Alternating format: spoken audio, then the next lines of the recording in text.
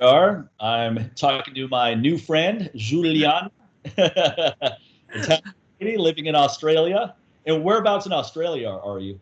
In Melbourne, Victoria, of all places. We're in lockdown at the moment, Yeah. and yeah, we've just been ordered to wear masks. Yeah. They're mandatory, and yeah, it's fun and games at the moment. I've been to Melbourne actually. I taught a course there in 2013. I taught a couple courses in Melbourne, and I taught a couple courses in Sydney. I love Australia. I think Australia is one of the nicest countries I've ever been to, especially Yeah, those two cities. So it's beautiful out there, and the people are very friendly. And yeah. there seems to be a very strong fitness culture, definitely in Sydney. Sydney, Bondi, yep. Yeah. So that I really appreciate. I mean, getting healthy food out there wasn't difficult at all. You just go to a Yeah, food court and there's vegan options everywhere. Every restaurant seemed to have some options. So we had yeah, a lot of really good meals out there. Yeah, I love it out there. I'd love to yeah. come back again. It's beautiful. I'm quite proud of it, actually. Yeah. Well, originally from Melbourne, but yeah, I've most of my life grown up in Melbourne. So yeah, it's been a beautiful journey, I must say. Yeah. And you're originally from Italy, as we mentioned, as we discussed before we started recording. And Early, your family moved to Australia when you were 4 years old, though. So you've essentially been there for your entire life. pretty much, absolutely. I returned many years ago in 1983, I think it was. I was around 18. We stayed for about 3 months, saw all the rellos, Yeah. and every second person we passed on the street, it was a cousin. So yeah, no, it was beautiful, beautiful experience. I feel that way about India. My mother's from India, so I've been to India since I was a kid. I'd like to go back soon. So I just reconnected with some relatives out there. But Wow. you feel like it's a one big extended family when you get out there because you meet your family and all their friends treat you like family too. It's That's totally different than exactly it. America. Because in America, people are very individualistic and isolated, meaning you could Really? live, yeah, you could live in a neighborhood for 20 years and not even know your neighbors' names. Wow. And people in India, people just show up at people's houses, and that's not considered rude. In America, people would call the police if you did that. You just showed up at someone's house, like, what are you Yeah, here? What that's are you not doing our here? culture at all. We're very loud and boisterous, and Right, people think we're angry, but it's just that we've got such passion for life that we're very loud, and right. yeah, we just enjoy life. And the culture is very family orientated as well. Yeah, Although I must say, in recent times, it's been quite challenging. Everyone kind of, I don't know if it's the world that's changed or what's happened, but we've become a little bit like what you were saying with America, yeah, kind of keep to ourselves a little bit. And I've noticed that the last probably 25 years, yeah, it's definitely shifted and has changed, sadly. yeah.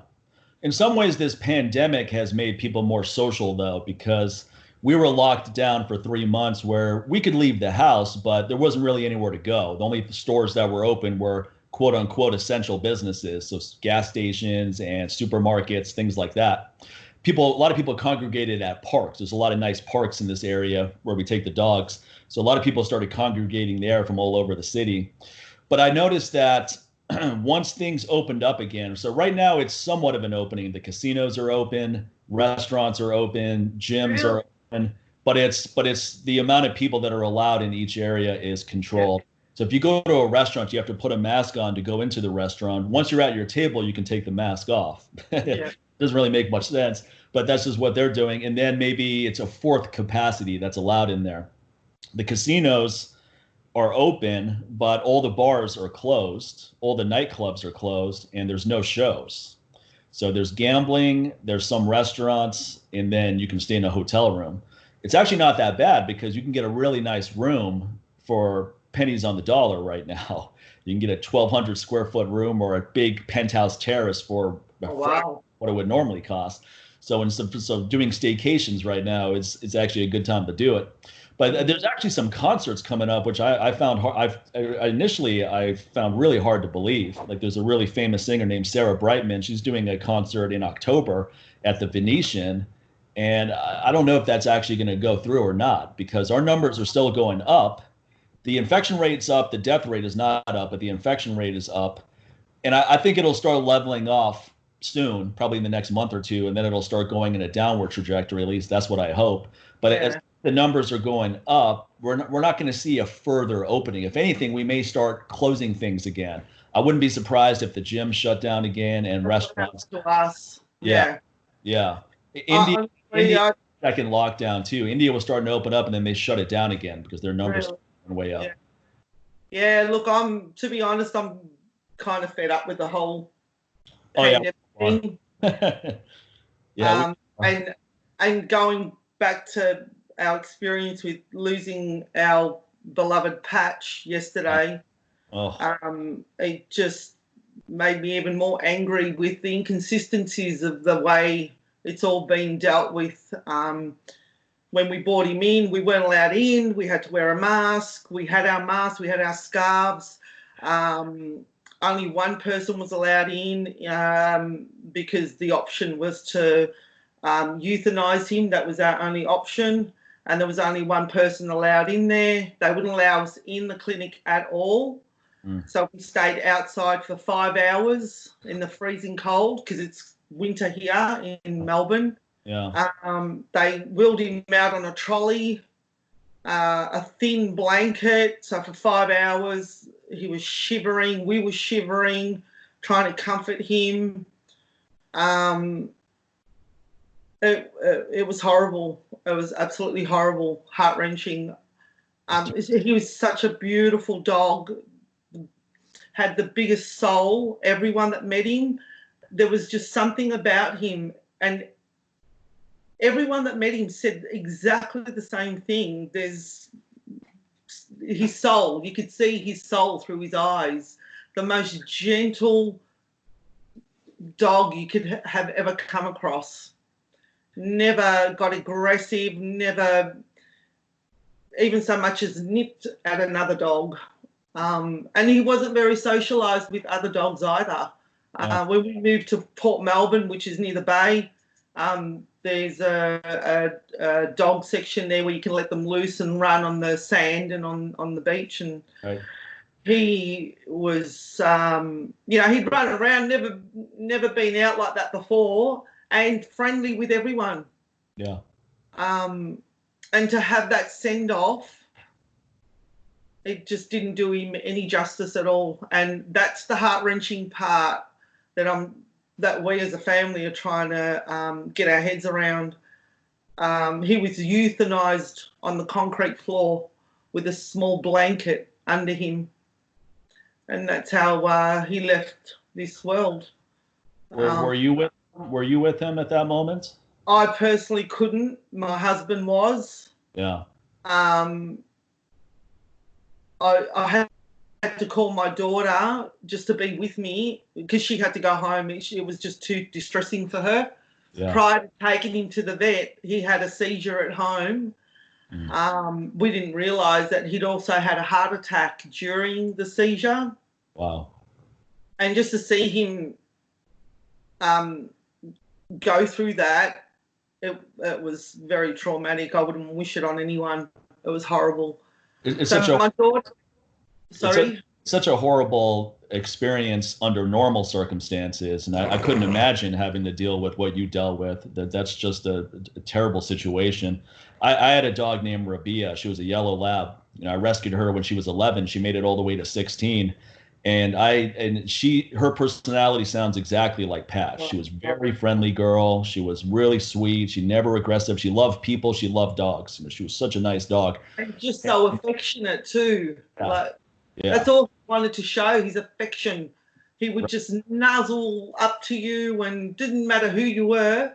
And he would stay there with you. And not leave your side. He'd just want to be patted. He'd bring his nose under your hand to continue. You know what I mean? It was just that loving soul. It was just beautiful. It's hard not to be hard on yourself when you go through that because at least in my case, I felt like I was letting her down when I took her in to put her down. But That's what we did. I That's also, how we felt. yeah, but I also knew it was the only course of action for her because she was really suffering. I did everything I could for her during that last week. I got her IV, I took her to the vets, and she just to no avail. She wasn't eating, and then she wasn't drinking, and when she wasn't sleeping, she was basically miserable. The last day, she couldn't even use the bathroom on her own. I had to help her. There was just nothing left for her. There was no pleasure left. And I guess when you know that you've done everything, you've got to be at peace with that. Yeah. And that's what we're trying to come to terms with. My husband is feeling it a lot because he had to be there to see him go.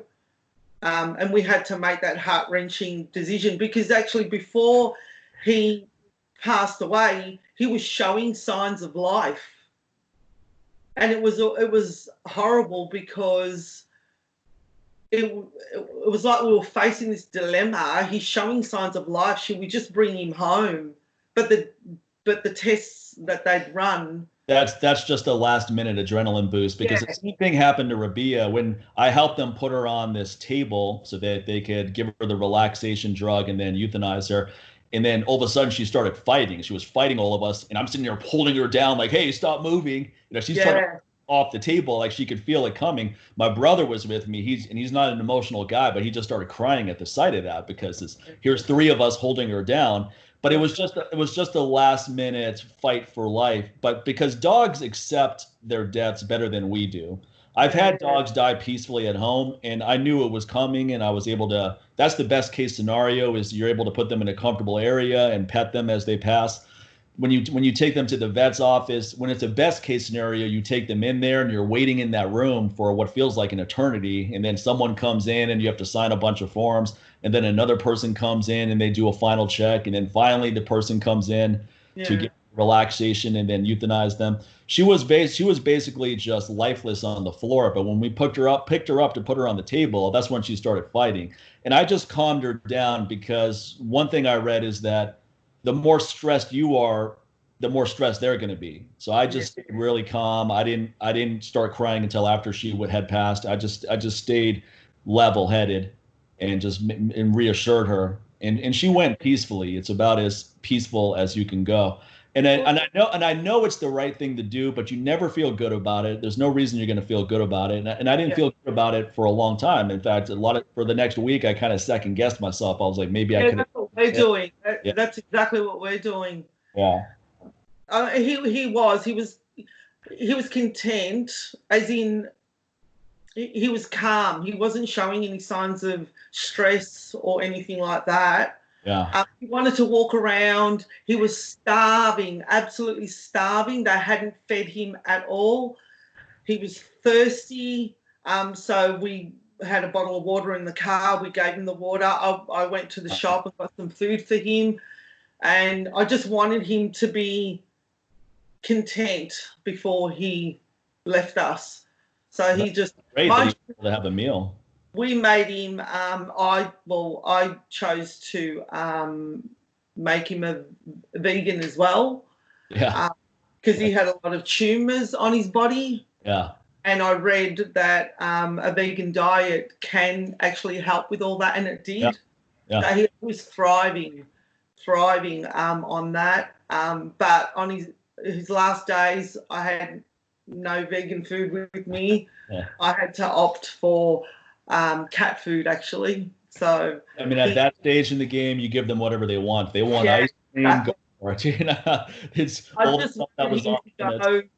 Content and happy, and I'm glad I did that. Actually, I feel good about that part. I think you should feel good about his life. Period. Honestly, I mean, he made it for 16 years. I know. He was in a really loving family with you and your husband and daughter. I think you should feel good about the whole thing. And I think you will feel good about the whole thing. And in time, you'll look back on this and it'll just be happy memories. You won't be sad with this. And then, I mean, it's hard to think of it now, but eventually you'll meet another dog that catches your attention. And I don't know if I could do it again, honestly. I don't know. Everyone says that when they put a dog down, though.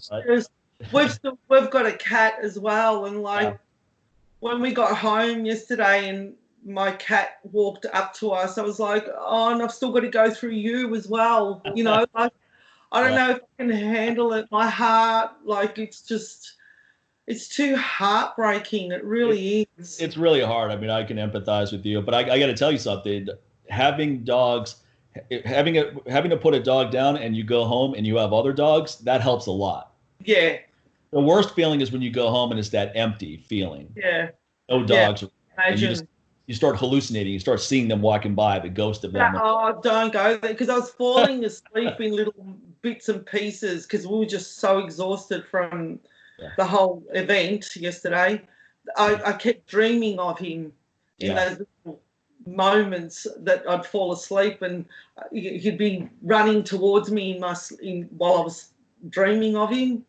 And I'd wake up thinking that he was around, and I'd look around and obviously he's not there. So yeah, it was horrible, shocking. It's so hard. My mother passed away in 2015, and to this day, I often have dreams that I'm talking to her, and when I wake up for a split second, I'm like, oh yeah, she's alive. You know, she didn't pass away, and then it hits me. Yeah, isn't that crazy? Yeah.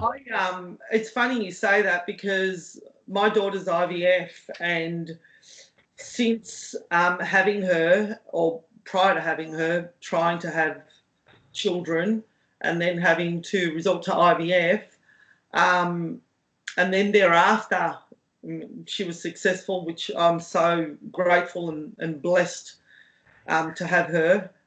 We tried, and I have these dreams that have been consistent for years and years, that in my dream I have another child. Yeah.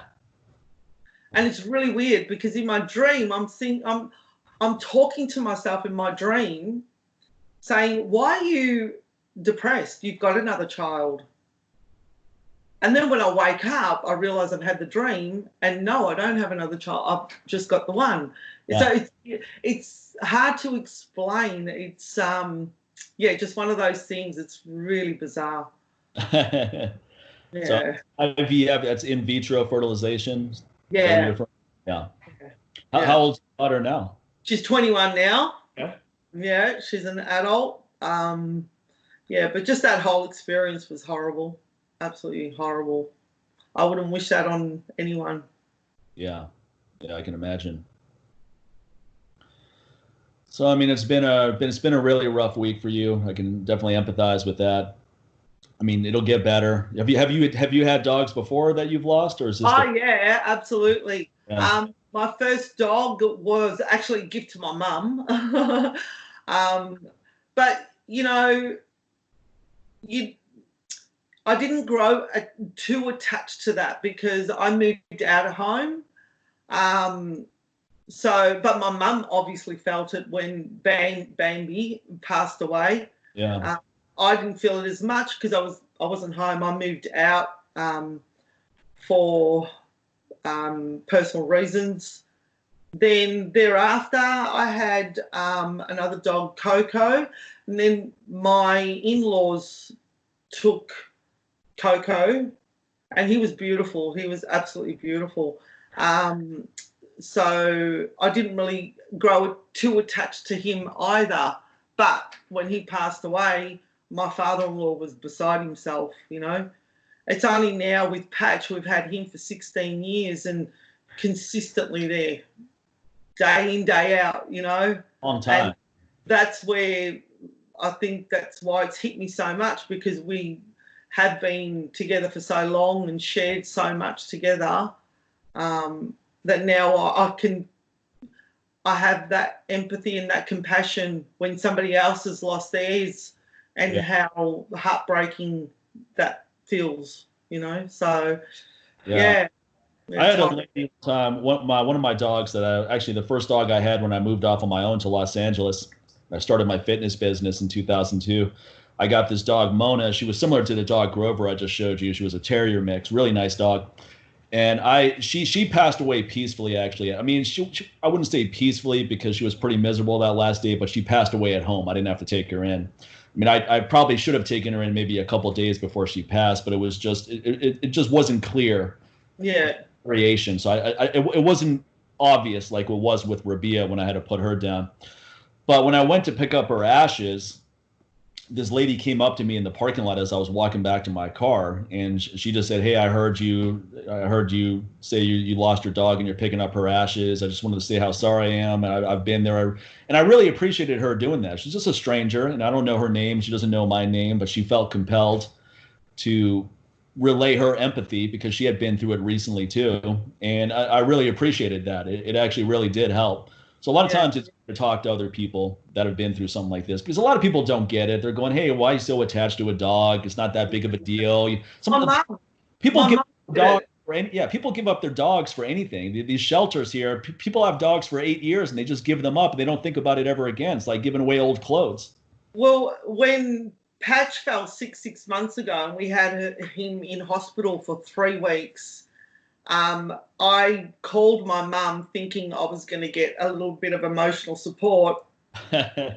No, she's like, just let him go. He's a dog, why are you so upset? And I was like, Mum, how can you say that? Yeah. But, she comes from a background of, if you know Italian mums, they're pretty tough with their love. Right. She's got that tough love kind of attitude. So trying to get a little bit of support from her was like trying to get blood out of a stone. And I realised in that moment, what have I gone and done? Bad. Yeah, so it's definitely heartbreaking. But what are you going to do? You got to move on, don't you? You have to move on. Well, I mean, I think you'll use this experience to be an even more compassionate person. You'll be a better person as a result of it, as a result of taking care of Patch for so long. It only makes us better. Each connection I've ever had with an animal I saved, it only made me a better person. Yeah. It never made me a worse person. It just makes you empathetic. Just like when you've experienced certain levels of suffering, you can choose compassion fully or you can choose anger fully, and the anger is just going to consume you and make you worse. It's going to make you just continue to be a victim.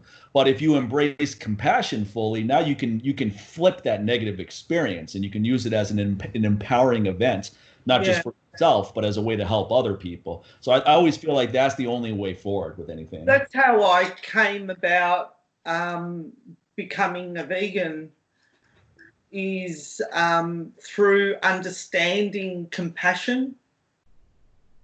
Because prior to that, I had no idea. Yeah. I had no idea. I know that probably sounds strange to some people, but I honestly had no idea what compassion really meant. Yeah. Even emotional attachment, I didn't even know what that meant. It wasn't until I hit my 50s and I had a massive breakdown. And as you know, pain changes you. You can either, there's only two ways you can go, isn't there? What caused the breakdown? The breakdown, struggling with the trauma of sexual abuse. Yeah. And trying to find my place in life, in the world, with my family, with my friends, with work. It affected every area of my life. And it's weird because for years and years and years, I thought I was actually doing all right. But it was slowly rearing its ugly head, unbeknown to me. And after my father-in-law passed away was my first experience of a panic attack. And I thought I was dying because my father-in-law had a massive impact on me because my father was the one who sexually molested me. Oh. So when I came into the family, my husband's family, my father-in-law, I adopted him as the father figure. Yeah. And so when he passed away, it really affected me, and I didn't realise how much it had affected me until the panic attack, and that started a whole series of counselling, just searching for what is it that's going on? Why am I experiencing this now? Because I had gone to counselling before, and it's really weird because I thought I'd had it under control, but clearly I hadn't. I even got to the point where I forgave my dad for what had happened, and I even told him. But obviously I wasn't really working on the trauma, the deep trauma that was sitting inside. And, when I had my first panic attack, that I wanted answers, so I just searched high and low. Started off with a lot of Oprah Winfrey shows and a lot of some of the shows that she had with Eckhart Tolle, Gary Zukov. So a lot of that self-searching, soul-searching, and that's what kind of got me where I am today. Yeah. This happened to you, the abuse happened to you when you were a kid? When did this start? I was young, as primary school. And this went on for a long period of time? For years, yeah. And it was just something that we never spoke about. Yeah.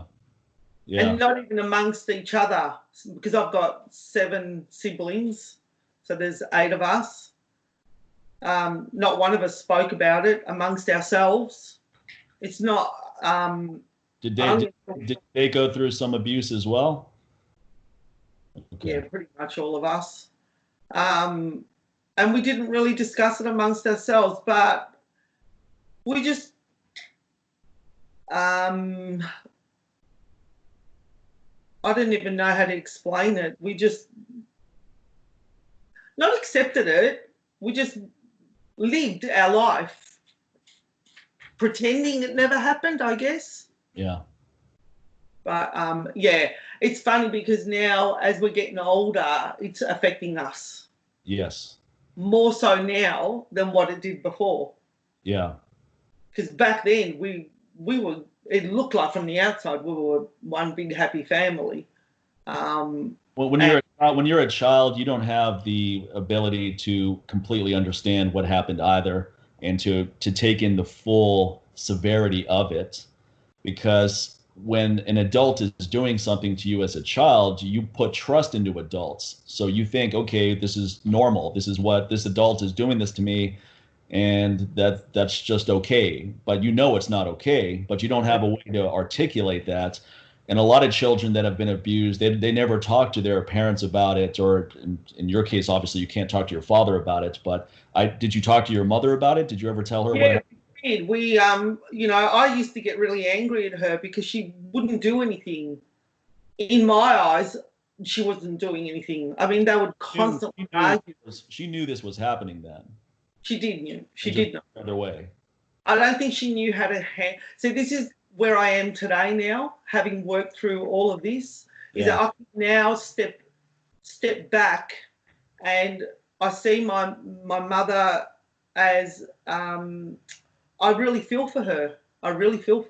And some people can say, well, how can you? Look what she's done. She didn't protect you. I get that. I understand that, parents should be protecting their children.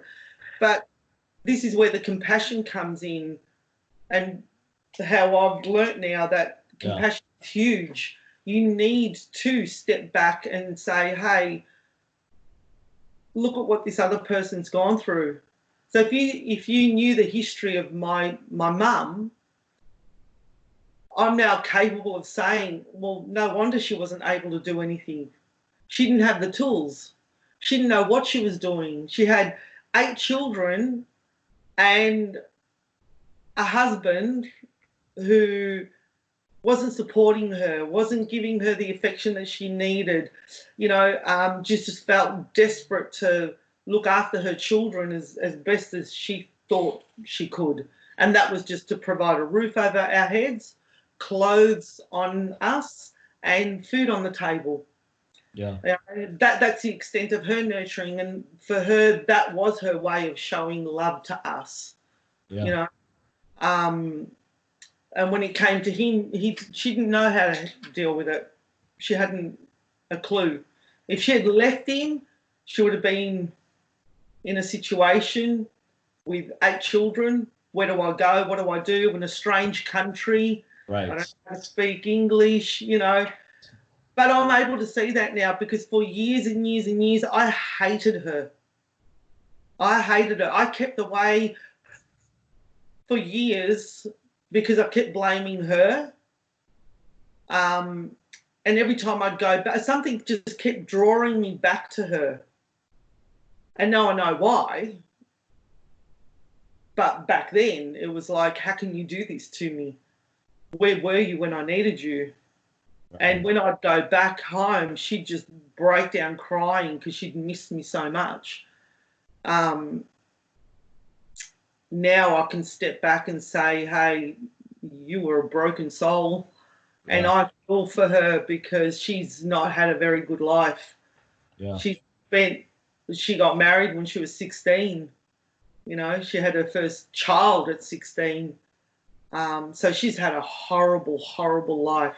I can't begin to tell you. And as for my father, I can do the same thing for him too. He went through hell. He served in the war. His brother was murdered. You've got to look at the history. I'm not saying that what he did, I'm not condoning what he did. What I'm saying is that I'm able to step outside of that victim mentality. Right. And that's where I was all those years. Yeah. And forgive my mum and dad for not protecting us how they should have, because there's a lot of outside stuff. The bullying at school, being new Australians in the area, we didn't have their support and protecting us from that. So we had to endure the bullying at school.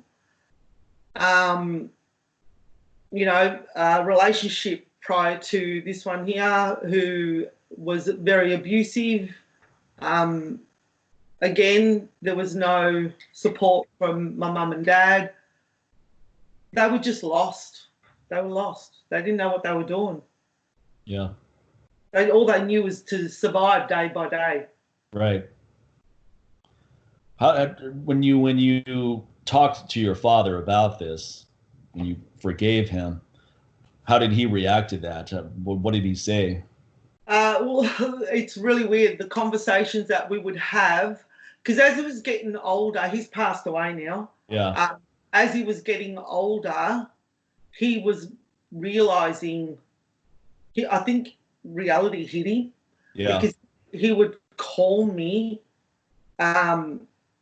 wanting to see me. Yeah. And I would say to him, no, until you say sorry for what you've done, I don't want to know you. And he would just laugh in the background. It was this really creepy laugh. And then I'd just hang up on him because I knew I wasn't going to get anywhere with him. So, and that happened throughout the years. In his 80s, because then he started suffering from anxiety and panic attacks himself. Yeah. And then working through all this one day, I just said to him, when he rang in one of those weird conversations, he would ask me to go over, and I said, Dad, I know what you're doing. I know what you've done. But you know what? I forgive you. And that was pretty much the last time I actually even had some form of conversation with him. Yeah. And then from there on, he just deteriorated. He died at the age of 93. And even though he was in the hospital on his deathbed, as much as I miss not having that father figure, and as much as I forgave him for what had happened, I still couldn't bring myself to saying I love you before he passed away. And I'm okay with that. I don't feel the need to have to do that. I know that I'm no longer a victim of what had happened and what he'd done to me, you know. So I needed to move on. I had to move on. Yes. I had to. That was my only option, really. Otherwise, I would have gone down a horrible path. Yeah. A very horrible path. And I mean, this is a really horrific situation, because it's one thing to be abused as a child, but when it's your own father or parents, I mean, sometimes it happens from an uncle, and that's horrible too, but your own parents, that's extremely devastating. I can't even imagine the effect that has on you. And just the fact that you were able to even tell him, I know what you did, I forgive you, I think you should be commended for that, because that takes a lot of courage, and that takes a lot of empathy on your part. It's interesting you say that, because I've had many, many conversations with counsellors and, you know, a few odd friends, and I don't think they get it. Yeah. I mean, sexual abuse is rampant, and I'm realising that even more now, and that goes back to me uncovering on Facebook that, you know, there's rings of pedophilia, and Facebook and Instagram are connected, and why I have made the decision to remove myself from those platforms as of next week.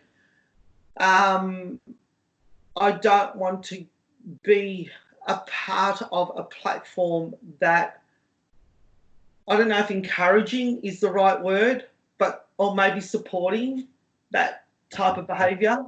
At the very least, enabling. Yeah. Perfect. Let's talk about that a little bit. So what exactly do you mean when, well, I'm the one who put enabling out there, but let's use that. What exactly do you mean when Facebook is enabling this pedophilia type behavior? Does that mean that there's actually groups of people that congregate and they're turning a blind eye? Absolutely. So what I've just discovered, and I only discovered this last week, there was a post that I come across. A mutual friend had posted for people to get on this page of a pedophilia and to shut them down, to report them to Facebook, to shut them down. Wow. So I tapped into the link, and to my horror, saw pages and pages of pedophilia. It was disgusting. I can't begin to tell you, photos of young little boys in compromising positions, and it was absolutely disgusting, and it just did something to me. In that moment, I was just infuriated. We reported the groups, and it came back that they had looked into the pages, but they don't feel that there was any, what do they call it? That they were not, trying to think of the word. They didn't think it was. They didn't think it warranted shutting it down. They didn't think that this was. They didn't think it was a violation.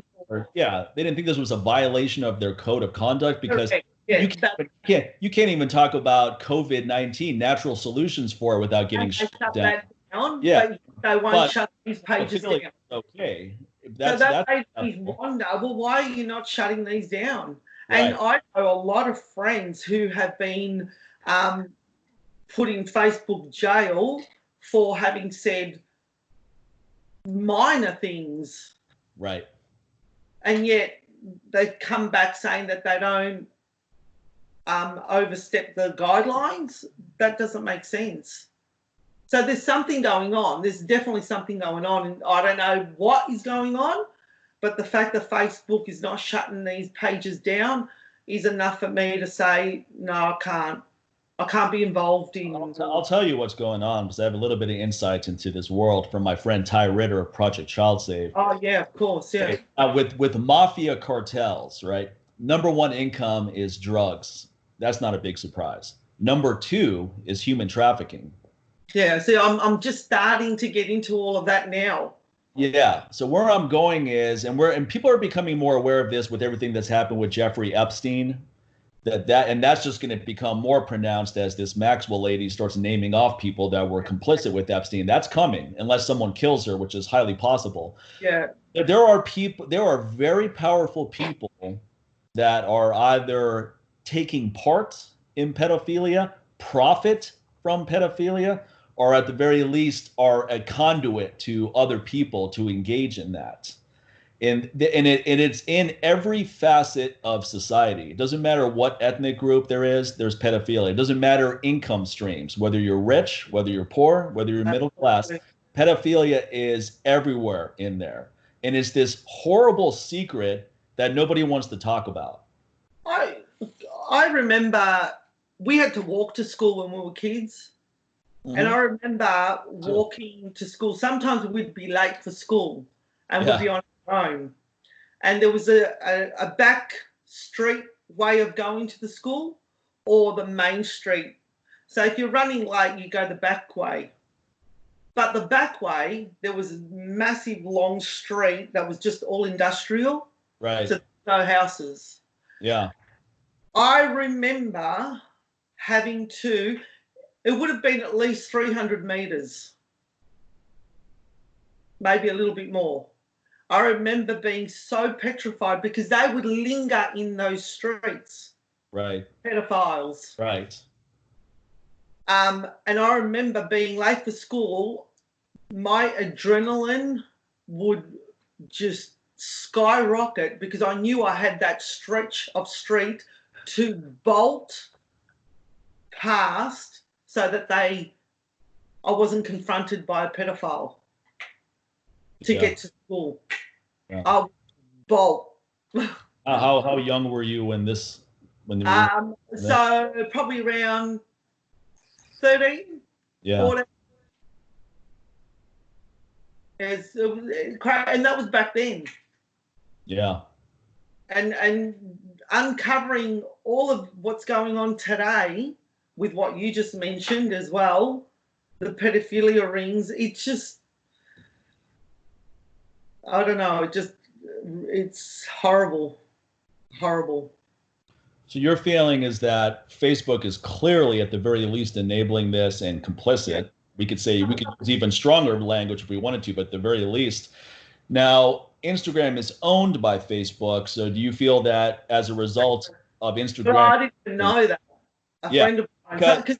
What I'm curious about is, have you come across any of this horrific type material on Instagram, or is it only on Facebook because they have groups? Well, what I do get on Instagram are always personal messages. Yeah. And hey, you want a good time and all that sort of stuff, and I delete, block. So I'm wondering whether that is connected now. You know what? I've never looked. I get messages. Never actually looked into it, but for all I know, it could be someone trying to pimp out some teenager or something. I have no idea. Yeah, exactly. The thing is that see, pedophilia is now more in the shadows. It doesn't mean that there's less of it. In my opinion, there's more of it than ever, but it's not out there blatant as it was when you and I were kids, because we would all deal with creepy guys walking to school by ourselves. Now, that was something that that was something that just happened. Yeah. And some kids was way worse than that, unfortunately. But now what's going on is that these kind of people have moved to the internet. Exactly. Because back then, I remember men in cars stopping you on the way to school and saying, hey, you want to jump in? Right. You need a ride somewhere? Or yeah. Yeah. And I remember hitchhiking too. I mean, everybody used to hitchhike back in the day. Yeah, I did too. No one does that. Can't remember the last time I've seen a hitchhiker. You No, know. a hitchhiker in years. Yeah. So yeah, you're right. Absolutely, it's become more of an underground circle, hasn't it? It's more of an underground circle, and then depending on what country we're talking about, it could be very blatant. A lot of these kids, there were American kids who go missing. Their bodies are never found. And Yeah. my Ritter, who runs Project Child Save, his feeling is that a high percentage of those kids are not dead. They're trafficked overseas, never to be seen again. That's my gut feeling too. South America, the Middle East, you name it. This is big business. I mean, hell, there are people who fly to Thailand, American citizens and other citizens, and have intercourse with children, girls way under the age of 18, and they think that's okay. There's no repercussion for that. In other words, an American citizen if someone did that in America, there'd be serious repercussions. But their feeling is these people are nothing. We can do whatever we want. So we go to Thailand and they do whatever they want. And then there's people over there, of course, that are making a lot of money off of this as well. They're filling this demand. So the most horrific part about pedophilia is the fact that there's extremely high demand for it. That's why it exists. So people are like, why does this exist? How come we can't get rid of it? The same reason why we can't get rid of drugs is the same reason why we can't get rid of pedophilia, because it's big business, it's huge money, and then there's really high demand for all of it. I've heard that some parents actually sell their children off. That happens in places like India sometimes, and I'm not trying to rationalize that, but sometimes that happens because of the poverty. It's a form of desperation. And I'm not saying that that's okay, but like similar to you, I have to put myself in that person's position to judge it. I don't feel like I have a right to judge it, period. But I know I've been to India enough times to know that the level of poverty out there is way more severe than Australia, America, Europe, you name it. When you're faced with in that desperation of not knowing what to do and just to survive, I suppose you might be referring to, is you make those decisions without really thinking. It's hard to imagine. Survival mode. Yeah. It's such a horrific thing. No parents could imagine being in a situation where they would actually do that, right? No parent could imagine that. No, not at all. But you've never been in the situation that they've been in. So I'm not I'm not rationalizing this at all. I understand. But I'm trying to understand the full picture before I make any call one way or the other. Poverty, everything that's going on around the world and children dying from starvation, and this whole setup across the globe is just wrong. I think I heard Zach Bush talk about this on his one of his podcasts, where he talks about this shouldn't be happening. It shouldn't be happening because we've got enough food for everyone. Oh yeah, that's right. It's not a question of lack of food. It's a question of money not being utilized to feed people. And what happens sometimes in some of these other countries is they get a bunch of money that's supposed to go to feed their population, but corrupt people just hoard that money and delegate it out to their family and friends and so forth, and it never makes it to the people that need it. A lot of nonprofits, you think you're sending money that's going to go give rice to children and so forth, and that money never makes it that far. By the time you go through all the administration fees, that maybe 2 cents, maybe 1 cent out of every dollar you donate actually goes to what you were hoping 90% of that dollar would go to. I stopped giving. I used to do the walk against want for years and years and years, and it wasn't until down the track I heard that they weren't even getting the money. And a lot of these non-profit organisations who, and as you were saying, I've lost faith. I've really lost faith in a lot of things. I'll tell you an organization that'll give you a little bit of faith, Project Child Save, right? I'm friends with Ty Ritter, the guy who started this. Let me tell you a little bit about them. Now, Ty's a guy who used to do security here in Vegas. And one time, a very high-level person in Vegas, that person's kid got kidnapped, and Ty rescued this kid. And he realized then that he has a knack for this kind of thing, rescuing kids from these horrible situations. And when he learned about pedophilia, when he learned about human trafficking, all of a sudden that became his mission. He's been doing this for 40 years, right? This is Vietnam vet. He's a badass guy, but he's dedicated his life to this. And the level of human suffering that he has seen, because he and his team go in guns blazing if necessary and rescue these kids. This is not something where they work with local officials and try to get them involved, because they're all corrupt. That's a waste of time. Right, exactly. They find out about a situation. They find out about kids in some country, let's just say some country in South America, and they get intel that there's 50 kids there being trafficked that are sex slaves. And they put together a plan of, they fly in there, they're heavily armed. They don't go in there with the intent of killing anyone, but sometimes that happens. They're prepared to do that if necessary. Yeah. So this is the level of commitment these guys have. They're putting their lives on the line because they could get killed or they could get captured. And if they get captured, they're going to be killed or put into prison, never to be seen again. So there's really high risk here. Now, no one takes a salary from donations. These guys all have day jobs. They have Ty does securities like other guys. They're all former military special forces type people. So when you donate $100 to Project Child Save, $100 goes to that mission. Not $1, not $10, not half of it. That's what you expect to happen, you know. Half of it goes. So my attitude is I don't just donate to any organization. I only donate to organizations where I know enough about the people involved and what they're doing. And sometimes you don't always know, but I know enough that I feel comfortable. And those are the ones I donate smaller amounts. The ones that the organizations like Project Child Save and my friend Melia Kaplan's organization, Voice for the Animals, these are friends of mine who run these organizations. I've known Melia for over a decade, and she's a stand-up lady, and I know her level of commitment to helping animals. With Ty Ritter, I know his level of commitment with helping kids. This guy drives a car that's 20 years old that breaks down all the time because he doesn't want to even be seen in a nice car, because he doesn't want people to think that he's using money from donations. Yeah, wow. None of these guys own houses. They all have rent, and there's a lot of times they barely make rent because they're using all the money they have to fuel missions when they don't get donations in time. Yeah, that's the level of commitment. That's commitment. Yeah, so so I have no doubt in my mind whatsoever when I say support Project Child Save, support Ty. He's been on my podcast that I do with my friend Sincere Hogan, a separate show than this. He's been on it maybe 5 times. And anyone who hears his voice, you can hear, not only can you hear the sincerity, you can hear the toll that this line of work has taken on him. And these are the most mentally tough people you'll ever meet in your life. But what they have seen in these places has traumatized them, where a lot of them have drinking problems when they're not in a mission. They can't enjoy anything because it's constantly playing in their head. And these are people that these are war veterans. They've been in war situations. Wow. So you can imagine a regular person seeing what these guys have seen. You need counseling for the rest of your life.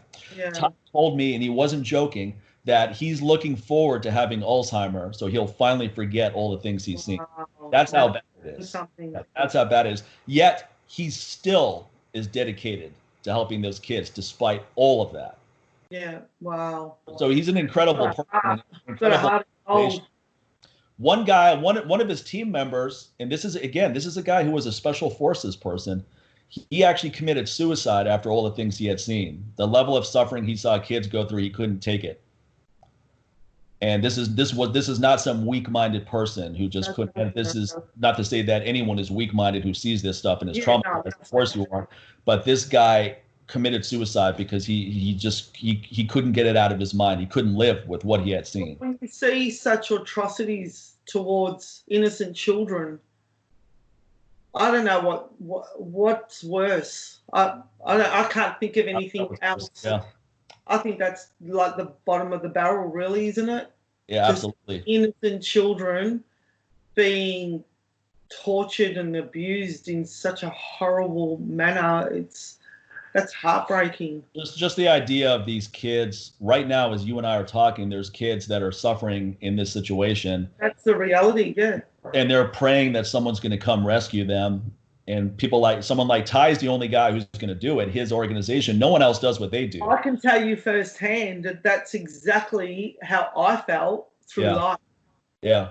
For someone to come and rescue me. Even as an adult, I was waiting for someone to come and rescue me. It wasn't until I realized I can only rescue myself. That's absolutely correct. I was sexually abused when I was 5 years old, not by a family member, by a nanny, by a maid when we were living in Korea. And it happened multiple times. I didn't have a podcast with Rich Roll and I brought it up there. But yeah. I had total recall of it. I didn't have total recall of it until I was probably 30.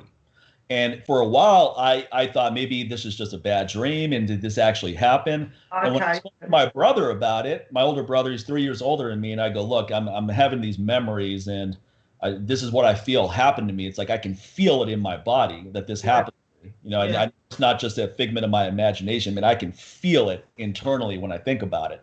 Yeah. And he said that he remembers. He doesn't remember seeing me be abused, but he remembers the lady and how abusive she was, and that she tried to abuse him, and he was a little bit older than me. He fought her off, so he never dealt with what I dealt with, and I didn't fight her off because, going back to our earlier point, I felt that this is who my parents left me with. She's in charge. She's an adult. I'm 5 years old. Yeah. This it's is incredible how the mind. Yeah, this is what I'm supposed to be doing, even though I don't feel good while it's happening. This is what I'm supposed to be doing. And then you can't even tell your parents what happened because you don't even really know what happened. Yeah. You don't know, and you don't even know if it's something you should even say happened because you're going, hey, it's I had a lot of anger towards my parents for putting me in that situation, even though they don't know. And what's interesting is I wrote about it in my book. Neither one of my parents ever read it, so they don't know. And they're probably not going to watch. My mother's passed, but my father's still alive. He's probably not going to watch this episode, so he's not going to know either. Even though it's in my book, I have strangers, thousands of people all over the world who've read my book who know about that because I have a chapter in it. There's hundreds of thousands of people watch that Rich Roll episode. They know about it. But the people that my own parents don't even know about it. My brother and I have talked about it many times, and he has guilt because he feels like he should have protected me, but he was 7 years old. You know, what's he supposed to do? He doesn't know what's happening either. So I told him he shouldn't feel guilty at all. Like, I don't have any, I don't even have any ill feelings towards my parents. You know, I'm way past that point. Yeah. And my parents were good people, and they were great parents. This was one big mistake they made. But back then, people didn't really think about these things. This is the 1970s. Parents like, oh, we better not leave our kid with someone. They may molest my kid. You just didn't think that way. Yeah. Well, it's funny because when I had my daughter, I was a pit bull, you know, behind her, making sure that, I was very, very protective of her. And thank God nothing's ever happened to her in that regard. But yeah, I can understand that anger that you must have with, or what you would have had with your mum and dad. Yeah, I can honestly say I don't have it, and I've been to therapy and I've worked through it because, again, I'm 46 now, so I had total recall of this when I was 30, and that doesn't mean that you're over it just because you're older. Like you said, you had a total breakdown when you're 50. Yeah. And this is always going to affect me. And my therapist even asked me, and she goes, do you feel like you're over this? And I go, I don't think I'm ever going to be over it. Yeah. I don't have expectation of being over it. I feel the same. It doesn't have a negative impact on my life anymore. It doesn't impede my ability to enjoy life. It doesn't impede my ability to be a compassionate person, to have a successful life. If anything, I use it as fuel. I use it. I want to use it for good, for the greater good, rather than being a victim and you know, not using it to help others who have been maybe through the same thing. Even those that are not even been through sexual abuse. I think it's just you become a more compassionate person once you understand the reasoning. I don't know if that's the right word, but how it's all come about and how people behave depending on what they've gone through. Everyone processes their experiences in different ways. Right. You know, that's the way my mum and dad processed their whatever they went through in life. I processed mine for however long I had to. That was my journey. And once I came across the tools to be able to help myself and started applying it, I freed myself from that as well. And as you're saying, I want to now help others. Right. Because I get a lot of the time people say to me, "Oh, you're so strong." If they find themselves in a situation, I'd try and give them support and some solid advice of what to do. Oh, but yeah, no, it's easy for you because you're strong. No, it's not easy for me. It's just that I've worked through it and I can see it clearly. Right. You should be doing. But at the end of the day, it's your journey. If that's how you feel you need to process it, then go for it. Right. Because we all learn things at different stages of our life in our own time, in our own, at the pace that we need to learn it in. Right. Right.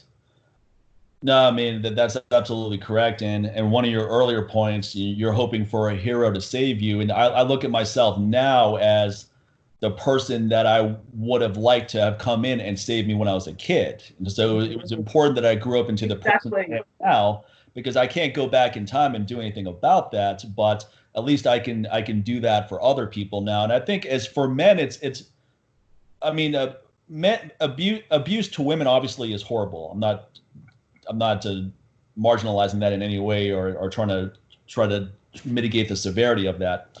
Yeah. But I think when women talk about it, there's more support in place. Not always, as your experience, but there's tends to be more support there. Now, men don't talk about this at all. Yeah. Right? Men that have been through sexual abuse, especially as kids, they feel that, if I bring it up to my friends, they're going to make fun of me, or they're going to think I'm weak, or I'm going to come. They're worried about things like that. They're like, "Oh man, that happened to everybody in the neighborhood. Just deal with it." They're worried about that kind of thing. Mm-hmm. So when a guy like me, a guy who looks like me, and a guy who's known as this strength coach, and he's this really strong guy, and he has this live life aggressively philosophy, this guy's got it on point. He takes charge of his life. When people find out that I've been through something like this, now all of a sudden they feel like they can talk about it. So when I wrote about it in my book, and even when I talked about it on Rich Roll's show, and I've talked about it on my podcast, I've talked about it on many mediums, I've gotten a lot of private messages from women as well, but also a lot of men that are like, "Thank you for talking about that, because now I feel like I can talk about it. And I feel like I can get the help I need, because I always felt that I would be judged if I brought it up, or, maybe my friends wouldn't want to be my friends anymore." And I understand all those irrational thoughts. I understand it completely. So I think when one of the things I don't like about Instagram is that people are always trying to project this perfect life that's on Instagram. It's like, "Oh, here's me and my girlfriend in our bikinis drinking Mai Tais on the beach, and look at my six-pack abs, and look how many followers I have. My life is just perfect, perfect, perfect."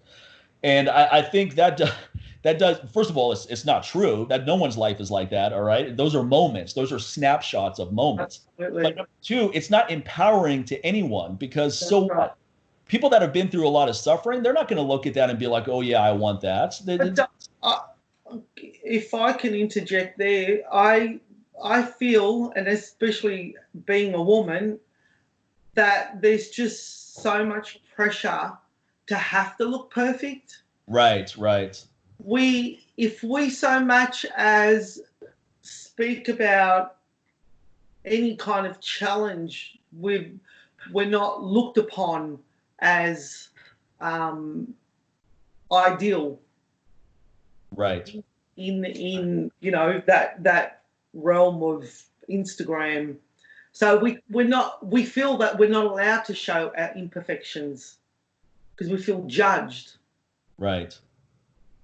And then suddenly followers stop following you, and then you beat up on yourself, or what did I do wrong? Maybe I shouldn't have posted that photo of my cellulite or my stretch marks, because now I've lost followers. And I mean, obviously it depends on where you want to go with it. I get that. But at the end of the day, you close the post, or you close Instagram for the day, and you dwell on it. And you can't help it, because you're trying to help. It's like a double-edged sword. You're trying to help, but at the same time you're getting judged. and you just don't know which way to pull yourself. Yeah. You know what I mean? Like it's extremely hard. And in a way, me shutting down Facebook and Instagram, I'm kind of looking forward to it. You know, whether I do it long term.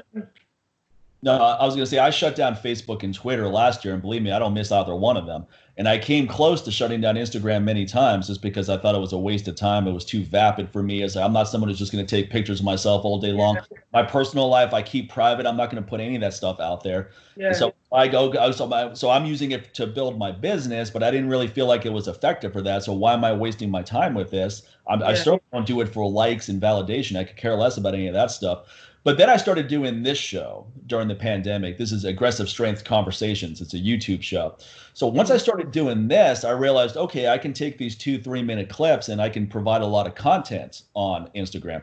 Now you're going to get unfollows because some people don't want good content, but I don't want those people following me anyway. So good riddance. I have this post. I go, look, if you're not getting unfollows every day, you're not trying hard enough, because you're playing it too safe. Like when I post something, I don't think at all about am I going to get more followers or less followers as a result of this. I just feel like I want to put it out there. People ask me about this show. They go, well, what's your goal with it? I go, my only goal is to have interesting conversations with interesting people like yourself. And so far, this is the 17th episode that there hasn't been a lame episode yet, because I'm not going in it with the expectation of how am I going to get 1 million downloads or how am I going to get 100,000 views and how am I going to blow this up to be the next big show and all that. I could care less about any of that. I want to have good conversations. I'm not going to be someone going, okay, let me find people who have huge followings and get them on the show because then I can leverage their audience. I mean, some of the people I know do have big followings, but that's not why I'm getting them on. It's because they're interesting people. That with you anyway, with our mutual friend who's saving the dogs on the street. I've forgotten the name. Yeah. So I mean, and we donated to her cause and everything else. And I thought, wow, this guy's actually like you've got substance about you. Thank you. And I respect that. I really respect that. Thank you. And I feel that I attract people like you as a result of being authentic. So it's a positive thing because a lot of the people that I interact with on Instagram the most, these are great people who send me private messages and people who respond to my posts. I've talked to some of these people on Skype and so forth, and they're really nice people. So I don't really deal with trolls because I just delete and block people like that. But I don't really deal with negativity on Instagram because it's all about who you follow. And I'm following people I like and people doing charitable work. So I'm seeing stuff that's empowering every day. I'm not following people that have these superficial type posts and all they're just aesthetics. To touch on that, the discussion around trolls. Look, that's I can't put words to that. I don't understand how. I've had such a horrible upbringing. Even I know that if you don't have anything nice to say, don't say anything at all. Right.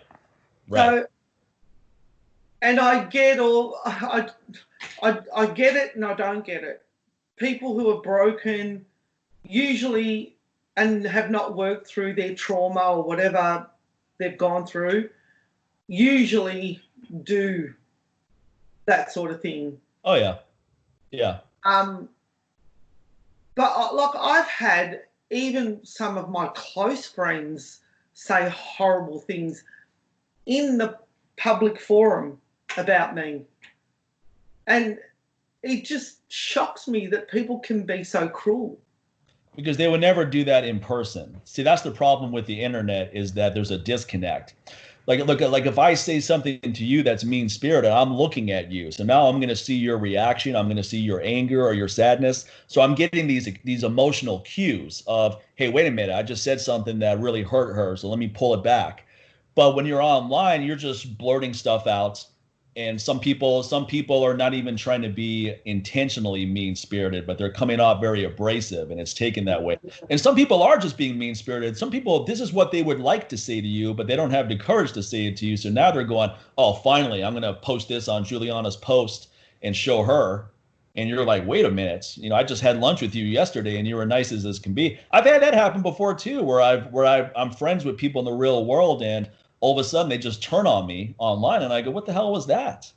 But now, Jim Rohn, one of my favorite motivational speakers, he has a really funny line about people. He goes, who knows why people do this stuff? It's one of those unsolved mysteries of the universe. Crazy. So I don't think about it too much. When someone's a troll, now they may be acting out because of something they went through, but that's for them to deal with. It's not my responsibility to be a detective and try to find that out with them. The thing is, if you're not developed enough to understand that, yeah, you do take it personally. Oh, and I've taken it personally. If I recall myself about 5 years ago when a good friend of mine, a dear friend, who I never ever would have imagined to have said what she'd said to me on Facebook about a picture of mine, I was in shock. Yeah. And as a result, we don't talk anymore. Right. And she was someone, because I work in the fitness industry, and she was someone who I looked up to. And the comment that she left on one of my pictures was shocking. It was absolutely shocking. I never expected anything like that from her. Now, whether that's because I always like to think that people are coming from a good place. I don't know if that's my naiveness. But having known her and not seen that side of her, that changed me that day. That happened. It actually did change me, and I then started realizing, well, hey, you're right. What you just said before, it is what it is. It's the way you react to it that's going to make the difference. And you just got to understand that it's not really about you. It's about what's going on with them. Oh, yeah. No, that's absolutely right. So, I mean, first of all, I don't deal with trolls very often. Because they don't get anything from me. Trolls want attention. So if you respond, any response is a loss for you, because they're like, wow, I actually got this person to respond. So someone says something stupid, I just delete the comment and I block the person, and then it's like flushing something down the toilet. You don't think about it again.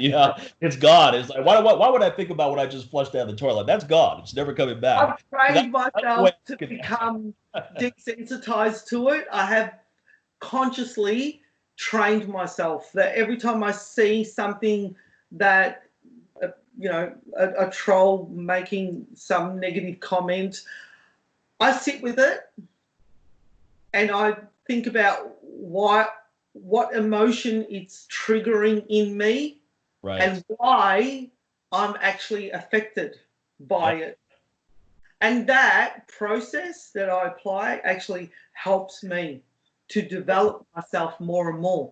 Yeah. So now I'm quite proud of how far I've come, because if you had got me 5-6 years ago, I would have had an anxiety attack. I would have been sitting on the toilet. That's how bad it would have affected me. Whereas today, I can honestly say, in that moment, I might feel a little bit of a jolt. Well, why'd you say that for? And trying to kind of process it. But within minutes, I'm okay. Right. And this is the reality of that type of behavior, is there's so many people out there who are vulnerable. Yeah. And they're not in that place in their life. Right. And we have to be so careful. I had it last week. Somebody accused me of, well, how would you know about depression? You've never had it. Yeah. And this is a person that doesn't even know me or know my history. If a friend had said that, who knew my history, I probably would have been hurt. Sure. But the fact that you didn't know me, right. It didn't really bother me all that much. No. But I did make a post about it just to bring awareness to anyone else that's going through that. Be careful not to judge a book by its cover, because we all have a story to tell. That's right. And we need to be careful what we're saying when especially in this day and age with social media, it's imperative that we are very careful with the words that we're using and in the context that it's coming out and the intention behind it. We need to develop a lot more understanding and compassion towards people. We're humans at the end of the day. We all feel, we all have a life, we've all gone through challenges in our lives. I think if this pandemic is teaching us anything, it's teaching us to come together and support one another, hopefully. There's always two sides of the fence. There's always going to be opinions of different opinions regarding how to deal with certain situations. A bit like religion, isn't it? Yeah, it definitely is. We're always having those conversations of, is there a God? Isn't there a God? Is there a pandemic? Isn't there a pandemic? Well, you know what? At the end of the day, you believe what you want to believe, right? Based on whatever it is that you're basing your belief on. But let's just agree to disagree and still respect one another. Right. Why can't we do that? I bring that point up all the time. I go, we don't all have to agree on everything to be friends. It's okay for us to have. I'm friends with people who eat meat. It's not like I'm only friends with people that are vegan. Absolutely. My father eats meat. So what am I supposed to do? I'm supposed to not talk to him anymore because he eats meat. Right. So my attitude is I'm not doing anyone any favors either, because I've had many friends who ate meat, and without any pressure from me, they actually became plant-based over time, and often give me credit as being one of the influences, because they would look at what I'm doing and they would look at the performances I have, and then it would be in their mind, they would be like, wow, he really shows it can work. And then over time, they start understanding why I do what I do, and they follow suit, not necessarily copying me, but they understand the reasons where it affects them. And they go, hey, I need to start doing, I love animals. So how can I love my dog and eat a pig, or love my dog and eat a cow or chicken? Well, how would I feel if someone ate my dog? You start having these. You have those conversations, but people are still in denial and don't want to connect the dots. Wants to change when people are used to. They can get. Yeah. It's crazy. They get defensive and they try and quickly justify, oh, but it's a pig. It doesn't matter. That pig's still got feelings, Right. I don't think too many people would feel that way if every time they wanted meat, they had to go to a slaughterhouse and then pick the animal they wanted killed and watch the animal being killed and then watch the person butchering the animal to get all the meat for them. And then they get it in this nicely neat pack. Because when you go to the grocery store, there's no connection. You see meat in this nicely wrapped pack and it looks vibrant and so forth. You're not making any connection. There's no reason why you would make a connection. But if you go to a factory farm, you're never going to get that.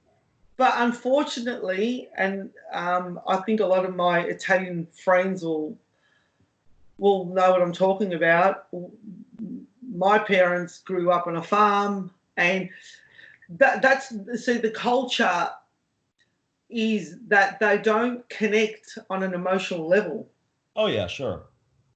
So for them to slaughter on the farm, for them it was nothing.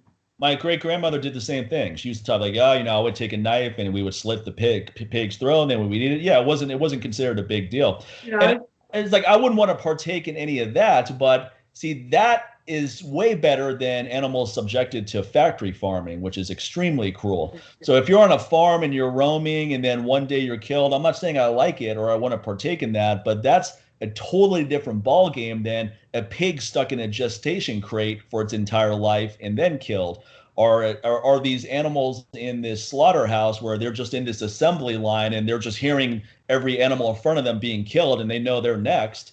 That's horrific. That's why in America it's illegal to film anything in a factory farm. It's considered an act of terrorism.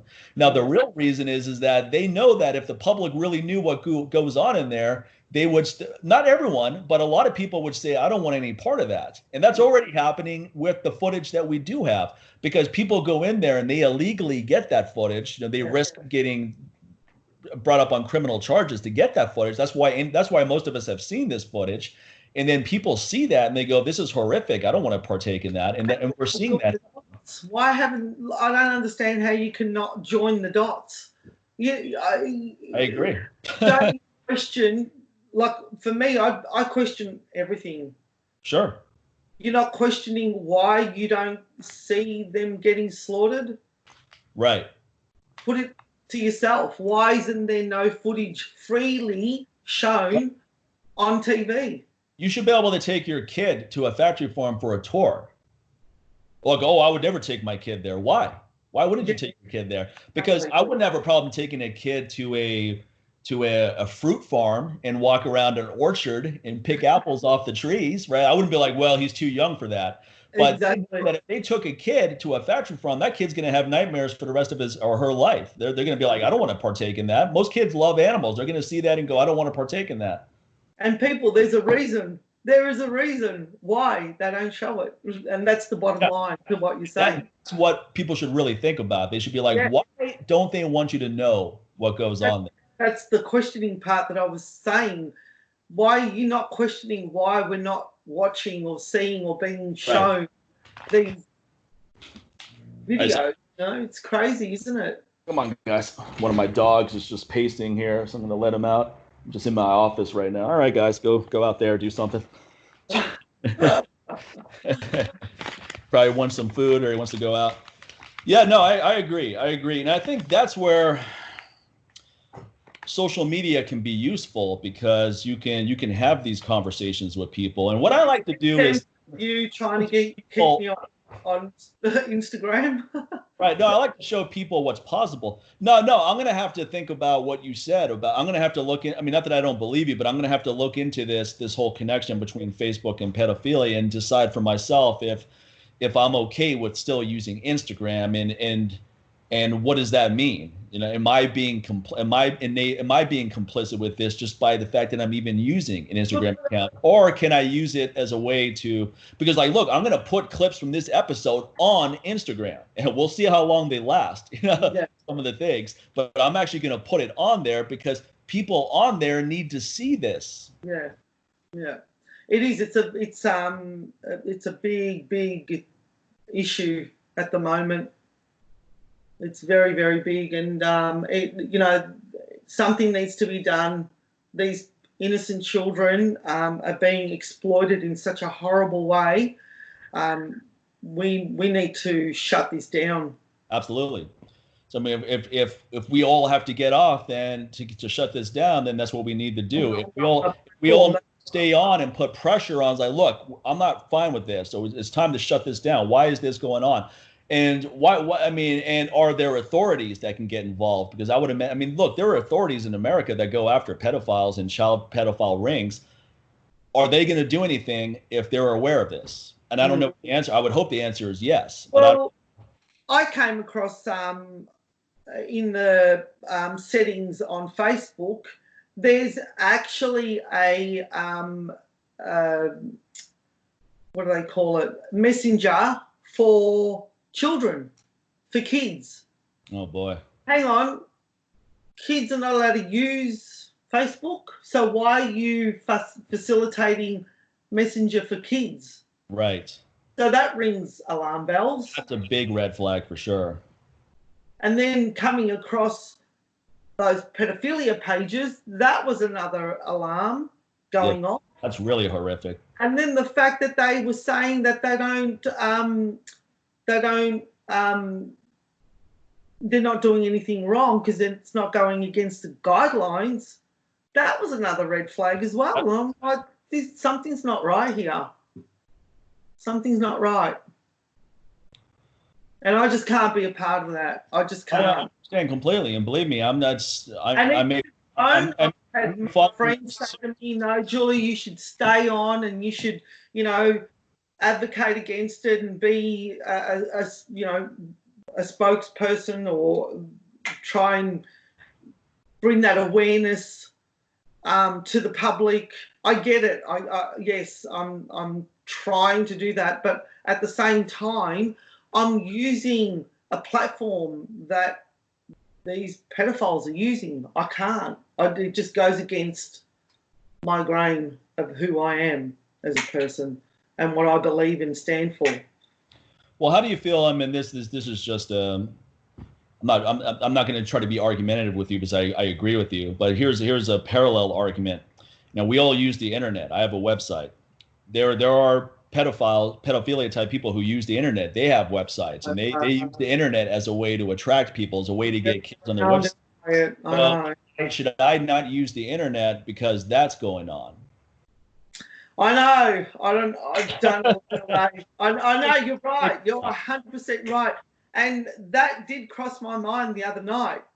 I'm thinking, Joy, what are you going to do? Become a hermit? Right. And seclude myself from the world? I don't want to do that because I'm actually a very social person. Right. I don't know how I'm going to tackle that. I guess it's one step at a time at the moment. You're feeling deep inside that this is what you need to do, and I totally respect that. So I'm not trying to dissuade you from this decision, because I think you feel that you don't want to be a part of this, and you feel like this is what you need to do. So I totally get it, and you're giving me some food for thought too. You know, I need to think about this now myself, and I think the first thing I would like to do is just share a lot of these clips from this episode so that people are aware of it. So that's a positive way to use this. Now, if these clips start getting shut down, though. Yeah, it'd be interesting, won't it? That's going to be something where I'm not going to be on a website where I can't convey an important message without the risk of getting shut down. You know, at that point, I think it's going to be pretty clear that I don't want any part of this either. So we'll see. And honestly, look, I don't care about social media. I got rid of Twitter and Facebook last year, and I don't regret that one bit. Most of my business doesn't come from social media. It comes organically to my website. And if I have to shut down Instagram, believe me, it's not going to be a decision where I have to really, weigh this tough decision. It's not that big of a deal. I can get rid of it and move. If anything, I'll find more productive things to do. That'll just happen. Well, a lot of my friends came forward and said, Jules, we don't want to see you go. And yeah, well, I don't see you go either. Sorry? I don't want to see you go either, because I like to see your post. I genuinely do not want to go because, I've got my little personal training business as well, and I've got my clients on there, and I get told all the time, you're an inspiration, you've helped me through so much, through your posts and so on and so forth. And that is, that I hold that dear to my heart. Like you said, I'm at a point in my life where I just feel this is the right thing to do for me at the moment. Who knows down the track if I change my mind? I'm not really sure at the moment, but I'm quite strong on my decision. But I was told about MeWe.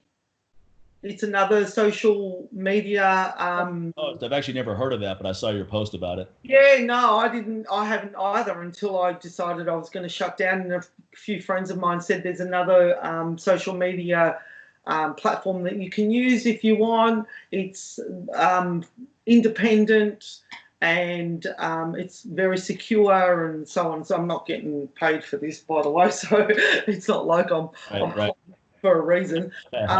But I'm not plugging it at all. I'm just mentioning it because I'm going to shift everything there and see how that goes. I don't know how it's all going to pan out, but I'll feel better about myself.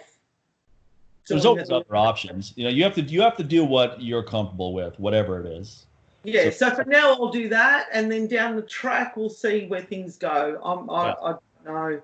Like you said, the internet's also full of all these nasty groups and whatever. Yeah. It's just horrible, It is. It is. Well, the way it is at the moment, it's very weird. It's strange. It is. It's really some Twilight Zone stuff going on out there right now. On one hand, though, it's interesting that I can talk to you. You're in Australia. I'm in America, Vegas. I can talk to my niece in India. I can talk to my father back east on the east coast of America. I can talk to my friends in Europe. That's And so all of true. us are talking about the same thing. And I don't know if we've ever had that in our history where the whole world, regardless of what, it's almost, in some ways, it's a unification because I could talk to a total stranger in another country. Maybe we've never even met each other before. We're just on Skype. And we're going to start with, hey, what's going on out there? How are you and your family? How's the pandemic going? And that's going to be something that we could probably talk about for 30 minutes to an hour and then go into other areas. So in some ways, I really hope this is a unification a measure where when we start getting back in the direction of what it was like before this, because I don't think it's ever going to go back completely to that, but it's going to go back in that direction.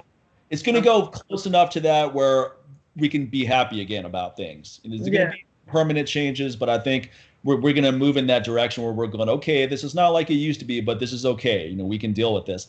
I just hope that when that happens, we don't just, stop caring about other people in the world anymore. Like, oh, that's their problem. You guys deal with it. We got our own problems here in America, because I like the fact that we're a global community right now. I'm very hopeful. I'm very hopeful that it's going to have some positive changes. Yeah, I think so. And I can see that happening already. I can see people. I think in some ways we're going to go back to some of the old ways of doing things as well. Right. Sure. The communities coming together more and helping each other more, because for a while there's been a bit of a disconnect, I think. Yes. And in a way, I don't know how, but I just feel it, that it's going to be a positive thing moving forward. I think so. And a positive thing too for the planet. You know? Yeah. Less pollution. Planet's on break right now, and that's a good thing. What was that? Oh, I said the planet's getting a break right now. Yeah, absolutely. And like in India, you could see the Taj Mahal for the first time without any pollution, and all these major cities in India, which are highly polluted, all of a sudden the air is getting clearer. So it's beautiful. That's the silver lining, and of course, not everyone's going to see that, but that's happening regardless of whether you choose to see it or not, or whether you choose to see it as a benefit or not. Those things are happening. Clearing up as well, It's right. In that regard, it's a positive. In terms of businesses and the economy, I have no idea where it's going to go there. It's going to be tough for a while. I think we'll come through it sooner or later, but it's going to be tough for a lot of people. And I think the lockdowns in particular in Las Vegas, the Las Vegas Strip has never been shut down for more than a day. And that was when one of our presidents, JFK, was assassinated. So that's back in the 1960s. And the Las Vegas Strip was shut down for 3 months. And the Las Vegas Strip is basically the money generator for this entire city. So we have not even come close to realizing the negative ramifications of shutting down the Las Vegas Strip. And that's not even taking into account all the small businesses and big businesses outside the Las Vegas Strip. We haven't even come close to realizing the negative consequences of that. And that's gonna happen in the months and probably go into next year. And then eventually we'll bring it back, though. We'll come back full circle, but it's going to be tough for a while. A lot of people are going to be out of work, and it's going to be tough. I don't know where I heard it, but there was a prediction of at least 5 years. That could very well be true. That could definitely be true. That wouldn't surprise me one bit, honestly, if that's the way things play out, because we've never experienced something like this, where the global, forget about the U.S. economy, the global economy shut down. Isn't it? It's just crazy. Yeah, and a lot of places are still shut down, and even places that are open, we're not fully open by any means. It's definitely better now than it was back in March and April and May, but it's not even close to what it was like before this whole thing happened. I had to go for a drive to one of the high-end suburbs of Melbourne, and every second shop was pretty much shut down. Right. And a lot of these businesses aren't going to come back, unfortunately, because they were just trucking along before this whole thing happened, and they were barely making it, but they were managing to stay above water. And small business that is barely making it can't shut down for 3 months and then be expected to just pick up where they left off, especially when they have limited capacity rules and regulations too. So if you have this little hole in the wall restaurant and you have 3 tables in there and you can only have people at one table at a time, Yeah. that's not going to be enough revenue to even justify being open, let alone thrive. What I'm kind of a bit concerned about is that the media is not really talking about all that. Right.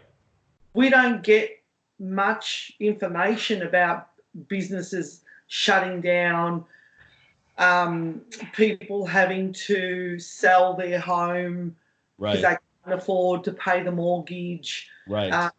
Even so far as suicides. Yeah. We are not getting told any of that. We're only hearing it through social media. Yeah, that's right. Not mainstream media. That's Why right. are they not telling us? I mean, they're too busy promulgating information that's not useful, but good for ratings. Yeah, everything's all about Or anything either about the importance of being as healthy as possible, because if you want to avoid overrunning the medical care system, be as healthy as possible so that you're either asymptomatic or have mild to moderate symptoms and can self-treat at home. It's the unhealthy. America got hit so hard because we're a very unhealthy nation. Our obesity levels astronomically high. We have high levels of high blood pressure and heart disease and diabetes and all kinds of health issues. And the majority of people that have died from this were people that fell into those unhealthy demographics. There have been some healthy people too, but that's a small percentage. That's right. And we're not talking about that either. The importance of, hey, look, we're going to shut down for 3 months. And the best thing you can do is eat a really healthy diet and exercise and take charge of your health so that you don't overwhelm our medical care system. Correct. The argument about shutting down was we have to shut down so we don't overwhelm our medical care system. Well, we also have to be as healthy as possible so that we don't overwhelm our medical care system, because we overwhelmed it because we're not healthy. I think to a certain degree, some people like being in that situation because it's their little comfort zone, isn't it? Sure. Yeah, sure. If they're smoking, drinking, eating junk, well, this is convenient. I'm sitting at home. I don't have to work. I'm getting paid by the government. That's right. Drink and eat as much as I like. We've created a welfare nation in America too. I was talking to a friend of mine at the gym who's a Cirque du Soleil performer, and he said that he was part of a new show, but they weren't able to get enough performers because all the performers that they tried to get are getting stimulus checks and unemployment right now, and they don't want to work when they can sit around at home and get paid to sit around at home. And a lot of people, an agenda? Sorry?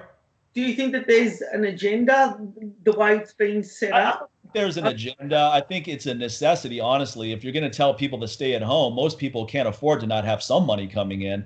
So I think that initially, I think there was, I like to call these welfare checks because that's what they are. They call it stimulus because that sounds better, but it's a welfare check. You're getting paid for nothing.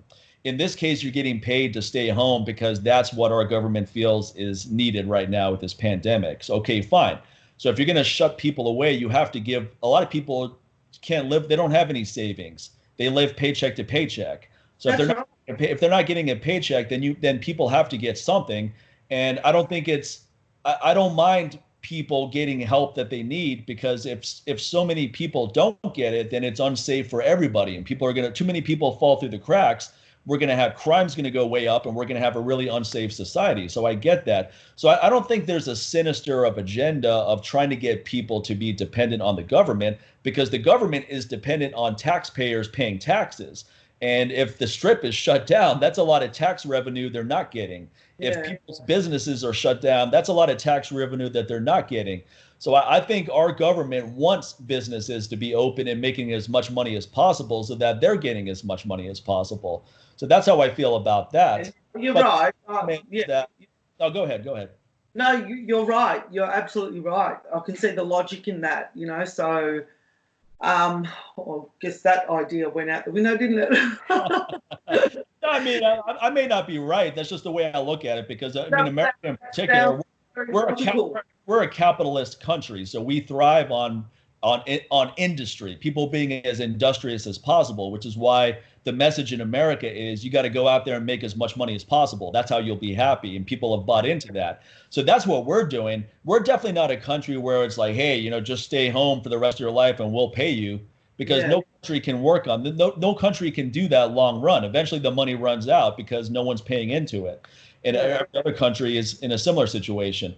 So so I don't think that there's a sinister plot to create a welfare nation. I think that's happening, unfortunately, as a result of this shutdown. The problem is that I don't think Vegas should have ever shut down. I think we could have done what we're doing now, where we have certain control measures, where we limit capacity in certain areas, maybe certain things you shut down, like concerts where there's going to be large congregations and so forth. Things like that I understand.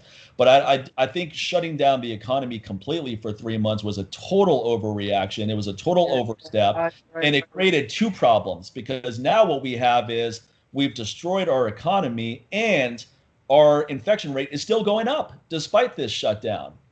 So it's if we just stayed open, we'd probably have similar infection rates, but we wouldn't have destroyed our economy. For all we know, they may have been lower, because we may have created herd immunity by now. Who knows? I'm not a disease specialist, but that's what some people say about what their strategy is in other countries. So I'm not too hard on our leaders, because I understand that you're making decisions based on the information at the time. As you know more, you can make better decisions. But in my opinion, I felt that it was a total overreaction to say we're going to shut down at the end of this week.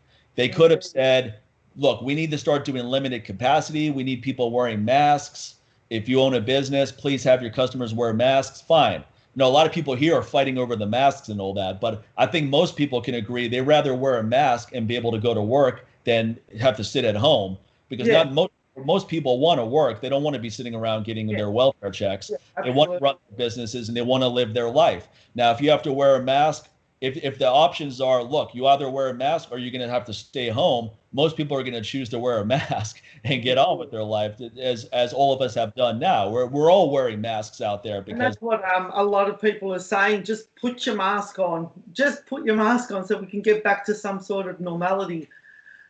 But then there's the other side of that what's coming through is that how unhealthy it is to actually be wearing a mask. Sure. And also there's studies that show that it's not even that effective. We're wearing a cloth mask. There was a public study that showed that 97% of particles make it through that cloth mask. So 97%, it's not even worth wearing.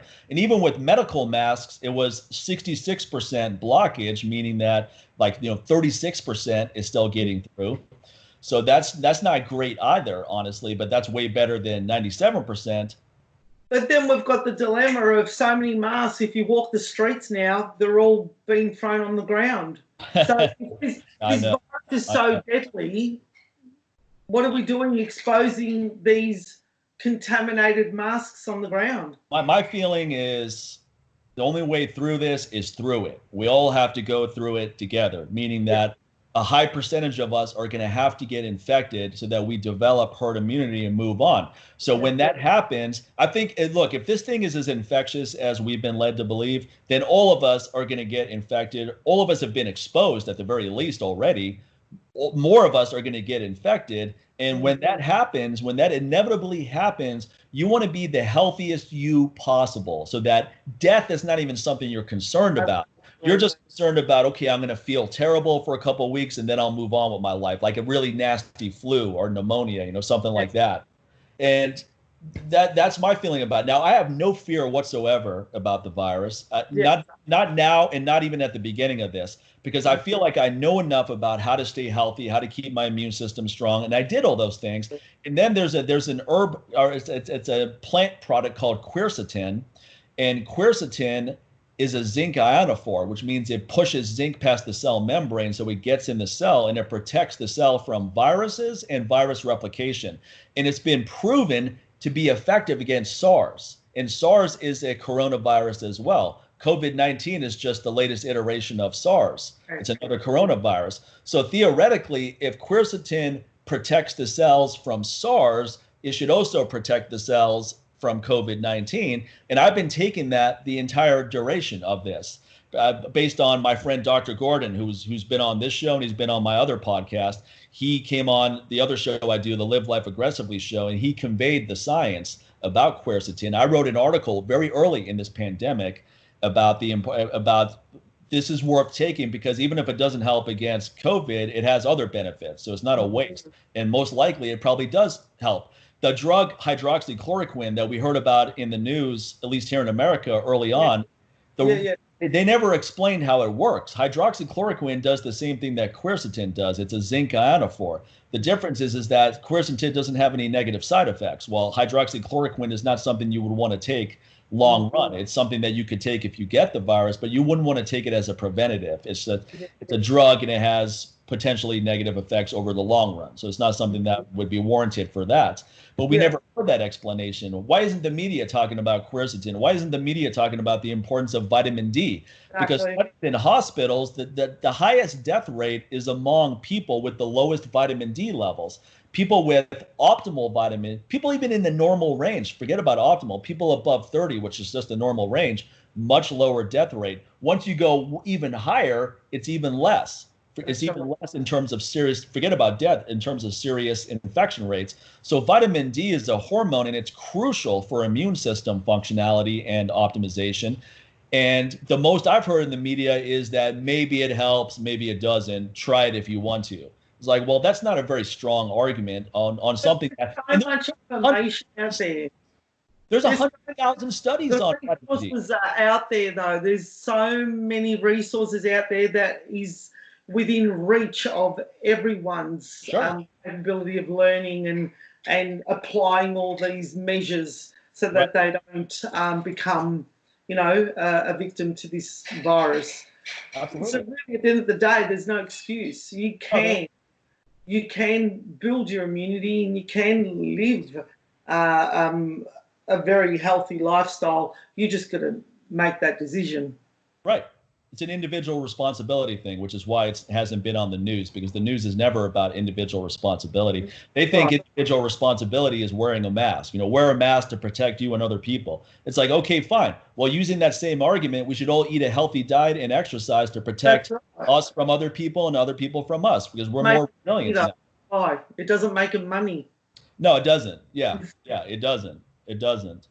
Well, look, this has been great. I don't want to keep you all day. We've been on for almost 2 hours, and God. We're having a good conversation, so time flies. But this has been a very compelling episode. I really appreciate you sharing what you shared.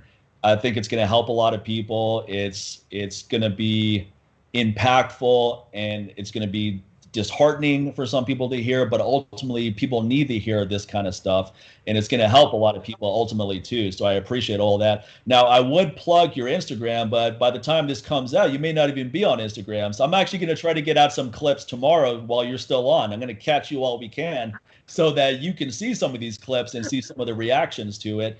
And then, what about a website, though? What about a website or other areas? Yeah, that's what I'm looking into, actually. So watch this space.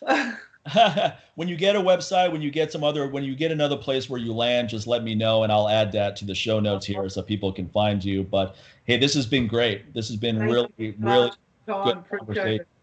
Let me stop recording here because I need to make sure that I don't lose this episode. Sometimes if you just log off, the episode logs off with it. So let me stop